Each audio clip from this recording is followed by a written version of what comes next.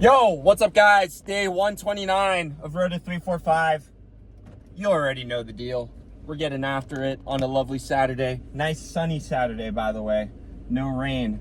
Rain, go away. Come again another day. Beautiful day out. For those who are careful viewers, who have a good eye, I think it's careful listeners. But if you're an intent viewer, or you pay attention, you'll notice that I'm wearing different shoes from the first movement to the last three movements. That is because after I did the overhead press, I left to go do like a little softball practice. Left to go do softball practice and left to go make my lunch for work, which is where I'm going to right now, and to go grocery shopping. So I did all that, had my softball practice, then went back to the gym after softball, finished my lift right now, and then I had my change of clothes and stuff in the car. I'm gonna change at work, have my lunch that I cooked, just some sweet potatoes and beef, ultimate anabolic meal. We're gonna have that at lunch, on my lunch at work. But yeah, a little bit different today with how I broke it up, but nonetheless got the work in. Feeling pretty good about the lift today. It was a little finicky though.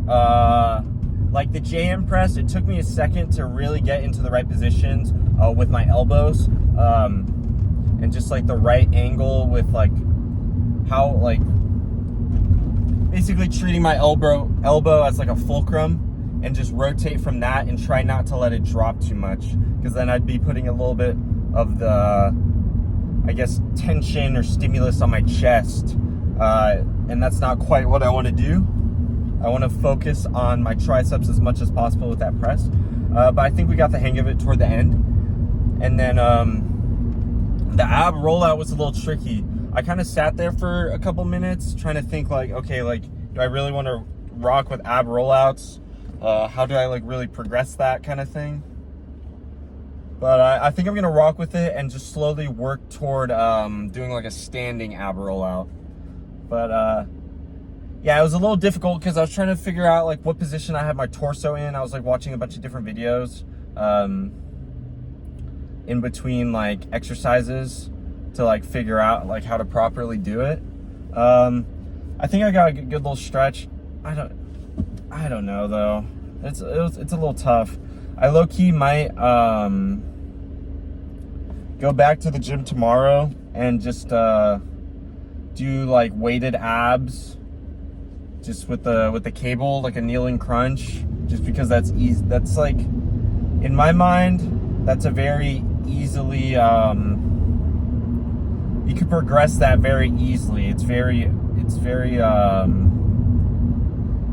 standardized.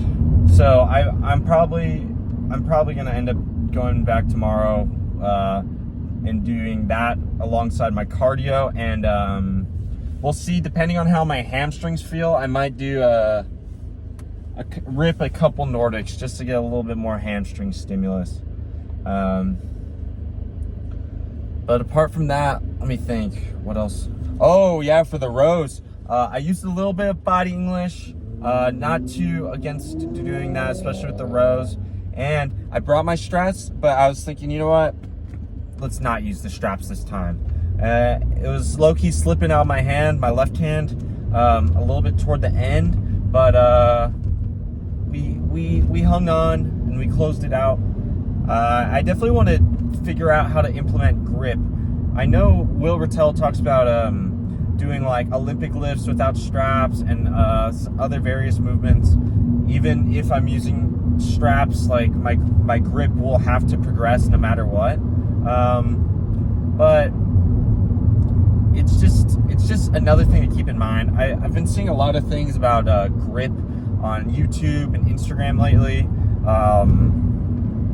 and just like the importance of it, and how like you're kind of losing a lot of power if you have a weak grip. I could have a strong back, but a weak grip, you know? So obviously, your grip will always be weaker than your back, and I'm gonna still use the straps so I could get my back as strong as possible. But I would like to close the gap and have the gap be as small as small as I can make it, and basically as small of a gap that's feasible, you know? What that gap is, I'm not quite sure what it is quite yet, but that's for me to figure out. That's a beautiful part about this Road to 345. I'm learning a lot of things about training, not only about what works for me, but just what kind of principles or ideas stick with me, and things that I could implement when I'm training other athletes, you know? And going back to the grip, I think having a super good grip would be fucking beast mode for softball too. Make the freaking bat feel like a stick in my hand. A little toothpick. But yeah, let's see. Oh yeah, I ended up getting the bat. I got the Juno MR1 UTH 43, 12.5 inch barrel, 26 ounce bat with a 1/2 ounce end load. We're gonna be dropping tanks with the banana bat. You guys will probably see it sometime soon. I have 2 tourneys lined up, so we're gonna be rocking with those 2. You guys will get some clips from that. That'll be really nice. But yeah, I think that's enough of the yap for me today. Nothing much else beyond that. I think I need to, you know, I always say I need to lock in. I think I'm in a fairly good spot right now. But I think having that little bit of delusion, that little bit of schizomaxing, as Hard to Kill XB would like to say. He's somebody that I watch on YouTube and Instagram. I like his content quite a bit. But I think it's pretty good to have that part of me that's a little schizo saying I need to lock in, even if I'm 97% locked in.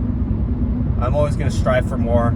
I think you guys should do the same. Strive for more. Be a little bit delusional. Be a little bit schizo, and really push your limits. You know, weak things break, but if you have a good attitude and good mentality about things, you could break and come back stronger, and therefore you'll no longer be weak. So I think being weak is a mindset. I've talked about this in a while ago in videos, where you could be physically weak but mentally strong, and with that strong mentality, you're pursuing strength in the physical sense, and that journey and that pursuit makes you strong. You could be physically strong, mentally weak, give up and quit, and that makes you weak. You're not strong. So I think being strong is more of a mindset than anything. I'm not going to be extremely delusional and say somebody with a bad mentality but could deadlift 600 pounds is weak. Like, no, like that dude's obviously strong in some sense. But I think to be physically weak and to have a weak mentality, that's weak right there. But if you have that right mentality and you're in pursuit of just being a stronger person, or if it's the opposite way, you're in pursuit of having a stronger, more resilient mind, that as well puts you in the in my mind, the category of being strong. So I think I'm gonna leave you guys with that. Make sure to like, comment, subscribe, guys. I appreciate the support from you guys as always. Be strong in whatever way you can. Be strong. Keep pursuing what you want to pursue, and life's gonna turn out pretty good if you have that good attitude about it, you know. Anyways, make sure to stay schizo, stay freaky, guys. How you like those pit stains? Stay freaky, guys. I'll catch you guys in the next video. Okay, peace out.